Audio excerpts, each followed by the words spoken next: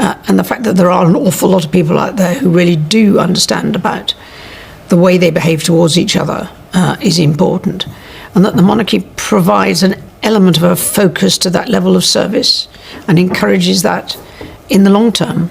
It's not a short-term thing, you're there for the long term. She's the iron spine of the monarchy, the no-nonsense Princess Royal who has never chased fame nor flirted with scandal. But now, behind palace walls, Princess Anne is said to be furious. And who's in her crosshairs? Not just her disgraced brother, Prince Andrew, but also Prince Harry. According to royal insiders, Anne believes both men have become a liability to the crown, selfish, deluded, and dangerous, and she isn't holding back any longer. For decades, Princess Anne has stood apart from the glitz, drama, and media chaos. Known for her workhorse ethic, military loyalty, and total devotion to the late Queen Elizabeth II, Anne has rarely spoken out publicly, but when she does, her words carry the weight of steel. She's the most hard-working royal, often clocking more than 500 engagements a year without ever chasing headlines or pity. But behind closed doors, royal insiders say Princess Anne has had enough of the scandal, entitlement, and recklessness that has tainted the image of the monarchy. And two names, in particular, are at the top of her fury list: Prince Andrew and Prince Harry. Let's be clear. The allegations tied to Prince Andrew and the Jeffrey Epstein files have shaken the monarchy to its core. When the Epstein court documents were unsealed, Andrew's name appeared multiple times, painting a disturbing picture of closeness between the disgraced financier and the Queen's second son. One source said, the Princess Royal was disgusted, not just by the files, but by Andrew's stubborn refusal to accept accountability. She believes he's embarrassed their mother, embarrassed the crown, and embarrassed himself.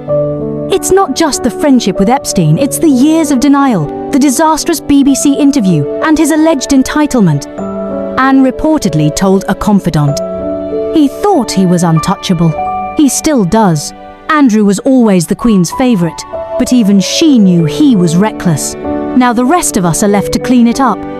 In private, Anne is said to have opposed Andrew's presence at royal events, especially after he pushed to be reinstated following their mother's death. "Absolutely not," she reportedly said, furious when Andrew tried to rejoin royal life during the mourning period. "He's not coming back. We have no room for vanity and shame." Here's where it gets even more dramatic.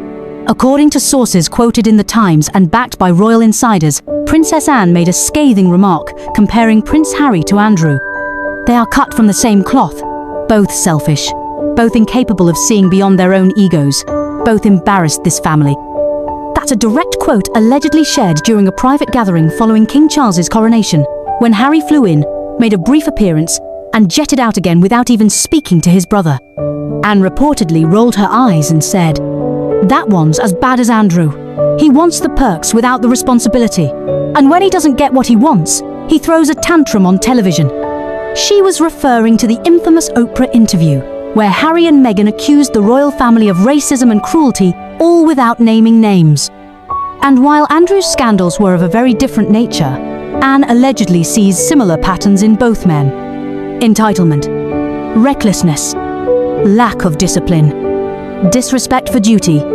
Royal aides have whispered for months about a major row between Anne and Andrew during a private family meeting in early 2023.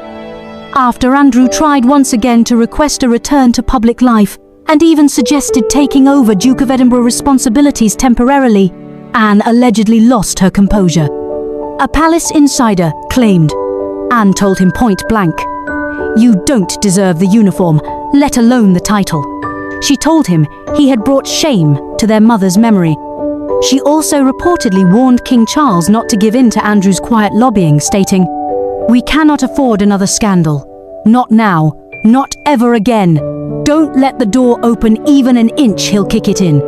The same source says Anne has taken a similar hardline approach with Harry, believing the family made a mistake by bending too far to appease him and Meghan during their departure.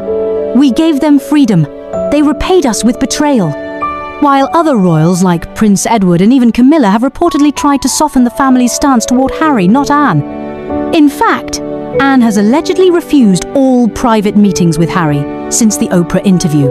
She sees it as a line that should never have been crossed, one aide revealed. Going on TV, talking about racism, making money off of memoirs and Netflix. Anne calls it treason in modern dress. And when asked by a private guest at Windsor if she thought Harry might someday return, Anne replied, "He and Andrew are alike. They never really leave their own worlds behind. They always expect the rest of us to clean up the mess." Though she may never speak on record, Princess Anne's message is clear through her actions. She refuses to appear publicly with Andrew. She's never commented on Harry or Meghan, a silence that screams louder than words. And she continues to represent the monarchy with dignity, focus, and strength, showing the younger royals what true duty means. As the scandals of Andrew and Harry continue to rock the public, Anne has become a quiet heroine for royalists, a woman who endured ridicule, bore her burdens, and never once asked for sympathy. Her stance is simple. You serve the crown, you don't shame it. So while the headlines scream about Harry's Hollywood dreams and Andrew's disgraceful downfall, one royal remains unshaken and unimpressed. Princess Anne, the Princess Royal, has said all she needs to say without uttering a word. And behind palace walls, the whispers are growing louder. Anne wants them both gone for good. What do you think? Is Princess Anne right to cut them off? Should Harry and Andrew ever return to royal life?